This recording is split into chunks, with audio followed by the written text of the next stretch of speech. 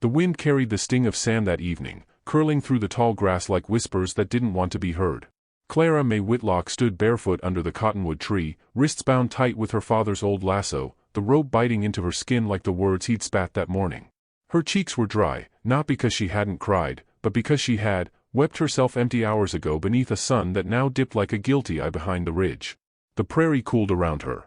Crickets began their slow orchestra. Dust settled on her lashes. Somewhere in the distance, coyotes yipped at shadows. But closer still, just out of sight, came the shuffle of wagon wheels, the clomp of hooves, the hush of townsfolk returning from Sunday church. None stopped. Some looked. Most didn't. A child whispered, "Mama, that's the Whitlock girl," and the mother hushed him fast.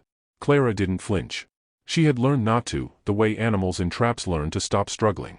She stood with her chin up, because if she slumped, her father would say she was being dramatic. "They need to know their place," Silas Whitlock had said.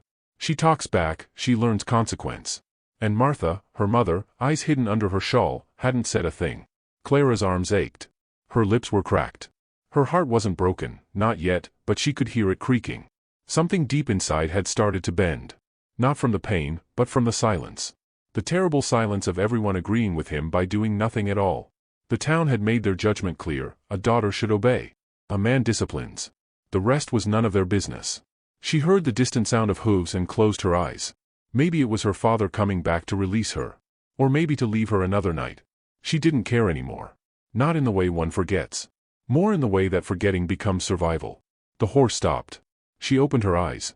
A man sat tall in the saddle, dust-smeared hat pulled low, the color of smoke and saddle oil. His face was shadowed, but his stillness struck her. Most men fidgeted or stared. He just watched. Not with the hunger of town boys or the cold fire of her father. He watched like he was deciding if she were real. Then, slowly, he dismounted. Didn't say a word. The horse pawed the dirt behind him as he stepped closer. Each boot step was deliberate, measured like someone trying not to spook a wild thing. Clara's breath caught. He stood before her, looking at the rope, then at her face. His eyes were clear, gray, like weather about to change. He didn't ask what she'd done. Didn't demand her name. Just took out a knife from his belt and, in 2 smooth flicks, sliced the lasso clean. She crumpled to her knees. Not from weakness, but from the shock of being unbound. He offered his hand. She didn't take it. So he shrugged off his coat, a worn thing smelling of leather and pine, and draped it over her shoulders. "I got a place not far," he said, his voice low and rough, like gravel under river water. "You can ride or stay. Your choice." Clara looked past him toward town. The sun was nearly gone, casting long black fingers across the dirt. No one had come. No one would. She stood, legs trembling, and nodded once. He didn't smile. Just turned and walked back to his horse. They rode in silence. She didn't ask his name, and he didn't offer it. The only sound was the rhythm of hooves and the settling of dusk. The ranch was modest, fenced with hand-split wood, house half hidden under the rise. Horses watched them from behind the gate, ears twitching. He helped her down but didn't touch her. Just pointed to the barn. "Loft's got blankets. You'll be warm." She stepped inside, hay sweet in her nose, and climbed the ladder. It was nothing but open air and old wood, but to her it felt like a cathedral. Somewhere the wind couldn't scold her. Somewhere silence wasn't punishment. Below, he unhitched his horse, spoke to it like an old friend, and disappeared into the house. She sat with his coat wrapped tight and stared out the window at the purple bruise of the evening sky. She didn't know why he'd stopped. Or why he hadn't asked questions. But something in her chest, something thin and flickering, stirred for the first time in years. Maybe not hope. Maybe not yet. But the beginning of it. And that was enough to keep her eyes open long after the stars had come. The mornings on Weston Cade's ranch came slow and gray, with a chill that bit before the sun could soften the land. Clara May woke to the sound of chickens rustling below the loft and the creak of the barn door as Weston let in the light. He never called up to her, never insisted she come down. Just let the day begin, and if she chose to follow it, he'd let her. She did. Quietly, every morning, climbing down the ladder with his coat still clutched around her. Her own dress, though washed and patched, still carried the scent of tree bark and dust. She helped with the feed, brushed the horses, learned to move without startling the colts. Weston watched, said little, but always gave her space to try again when she fumbled. He worked with the steady patience of a man who had stopped waiting for life to surprise him. His hands were large, weather-worn, but his movements were clean, careful, like he was always handling something fragile, even when fixing a broken fence rail or guiding a stubborn mule. She liked that. The way he made room for her without telling her so. In town, her name still drifted through saloon doors and shopfront whispers. The Whitlock girl's hiding out with the cowboy. Living in his barn like some stray dog. What's she paying him with? The town didn't need facts to feel righteous. Truth had never been their currency, only reputation. Sheriff Boone came by one morning, his boots crunching over the frostbitten ground. Weston didn't meet him at the gate. Just stood with his arms crossed as Boone leaned on the rail. You planning to keep her, Weston? She ain't a calf, Boone, Weston said. She's still her father's. She's her own. The sheriff spat into the dirt and tipped his hat. Just make sure she knows what folks'll say. Weston didn't answer. Neither did Clara, who watched from the shadow of the barn, fists clenched around a broom handle. That night, she tried to leave. Packed what little she had, her boots, the scarf he'd let her borrow, the letter from her dead grandmother she kept folded so many times it was barely legible. She waited until the wind rose and the lanterns in the house blinked out. But Weston was already sitting on the porch when she stepped outside. Hat tilted back, mug in hand. He didn't look surprised. You runnin'? He asked, voice low, like he was afraid of waking the night. I'm not your problem, she whispered. He reached beside him, picked up a small bundle wrapped in oilskin, and handed it to her. Coins, heavy in her palm. Enough to buy a train ticket out west or a room in another town. There's a world out there, he said. But I'd be glad if you stayed. You're good with the horses. She didn't answer, just stared at the bundle and then at him, the weight of something she couldn't name rising behind her eyes. That night, she didn't leave. She sat in the loft under his coat, the coin still in her lap, and let herself cry, not from fear, not from shame, but from the simple kindness of not being asked for anything in return. The days turned softer after that. She started humming while she worked, and sometimes Weston would pause to listen, though he never said a word about it. He showed her how to mend leather straps, how to saddle a horse properly, how to read the sky by the color of the clouds at dawn. And he watched her, never too long, never like a man staking claim. But like he was checking that she was still there, still breathing, still choosing to stay. That watching did more than any declaration could. It made her feel seen without being held down. But the land has its own memory, and some ghosts don't stay buried. One late afternoon, with the air thick from an incoming storm, Clara saw a shape on the horizon, tall in the saddle, riding hard toward the ranch with dust curling behind like smoke. Silas Whitlock. She froze. Weston stepped out of the barn, wiping his hands on a rag, eyes narrowing but calm. The older man pulled up at the gate, his voice sharp as a whip crack. I've come for my daughter. Weston didn't flinch. She ain't property, Silas. She's blood. That don't wash off with rain. Clara stood behind the barn door, every nerve in her body lit up with cold fire. The man who had taught her silence now wanted her to speak by force. But her legs didn't tremble. Not this time. She talks back, Silas said, glaring. Gives lip. Runs like a coyote. You think you're doing her a kindness, but she needs a firm hand. Weston said nothing for a long moment. Then, she's got hands of her own now. Silas swung down from the saddle and stepped forward, the dust rising around him like smoke from a gun barrel. Clara stepped into view. Not hiding. Not afraid. Just standing. I'm not going back, she said, voice steady. Her father's face twisted, not with anger, but confusion. As if he didn't recognize this girl who dared speak plainly. You got no place else, he muttered. I do now. Something in him broke then, not loudly, not with rage, but the way a rusted hinge gives under pressure.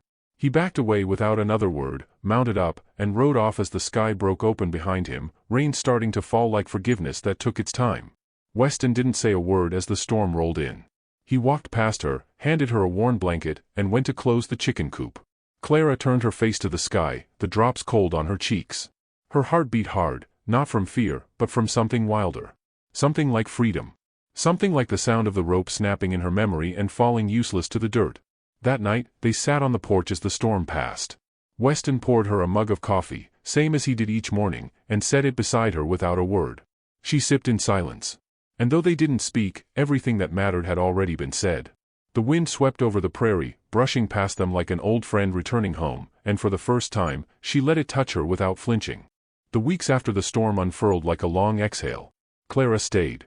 Not because she owed Weston Cade anything, but because the ranch no longer felt like borrowed ground. It felt like breath, like something her lungs had been waiting for. The days began with dew, cool and soft, and ended in lavender skies that settled over the hills like a worn quilt. Clara started to hum again while brushing the horses. Not the way she used to, soft, careful, half afraid someone might hear, but fuller now, without apology.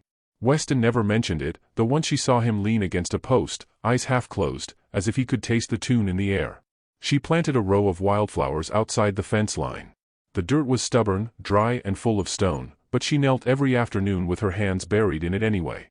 She didn't ask permission. She didn't need to. Weston noticed, of course. He didn't offer advice, didn't question her reasons. But one evening, he left a tin of seed packets on the stoop: sunburst marigold, blue flax, prairie clover. No note. Just the kind of gift that didn't demand thanks. She called the youngest colt Grace. He was leggy and shy, always running sideways instead of forward, but she liked his crooked gait. Weston smirked when she named him. Grace, he said. Bit much for a horse that keeps tripping over himself. Clara had smiled, small and knowing. Exactly. Some nights, they sat on the porch after chores, boots dusty, coffee warm between their hands. They didn't talk much, just let the wind fill the spaces between. But something passed in those silences, something tender and unfinished. In town, folks had stopped whispering quite so loud. Some looked her in the eye now. A girl from the mercantile offered her a bolt of cloth she couldn't sell.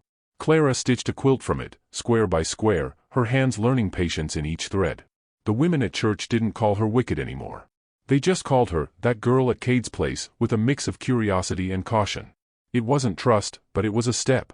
In time, Sheriff Boone tipped his hat when he saw her. A small thing, but it settled something old in her chest. A wound stitched halfway shut. Autumn came slow. The wind picked up, and the horses' coats thickened. The hills turned gold, then rust. That's when word came of the harvest dance, nothing grand, just fiddles and pie and folks pretending winter wasn't creeping close. Clara hadn't planned on going. But Weston asked her the morning of, casual as anything, like asking her to help mend a gate. You ever danced? She shook her head. Not proper. His lips tugged in the faintest smile. Neither have I. That night, she wore a soft blue dress someone had left on the church porch months before. It didn't fit quite right, but it felt like a beginning. Weston met her outside the barn, a bit awkward in his clean shirt, hat in hand like a boy asking for his first waltz. They walked to town under a harvest moon. Music floated from the schoolhouse, warm and quick-footed. People glanced their way when they entered, but no one said much. Some nodded. Some looked away.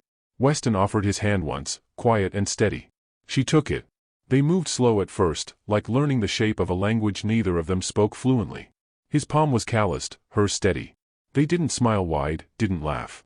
But they didn't let go, either. One song bled into another. And in that flickering lantern light, with the floor beneath her and his hand in hers, Clara May Whitlock felt something she hadn't in years, peace that didn't ask her to shrink. When the music stopped, they stepped outside. The night air was crisp and full of stars. Weston looked at her a long moment. Not as a man looks at a woman he wants, but as a man looks at someone he's willing to wait for. They didn't kiss. They didn't need to. The space between them felt holy enough.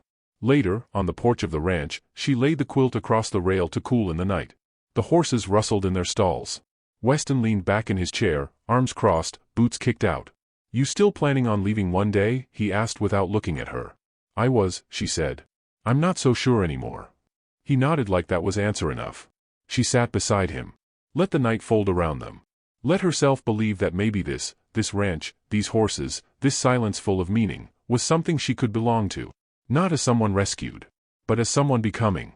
Years later, Clara would still remember that season. The way the air felt on her skin.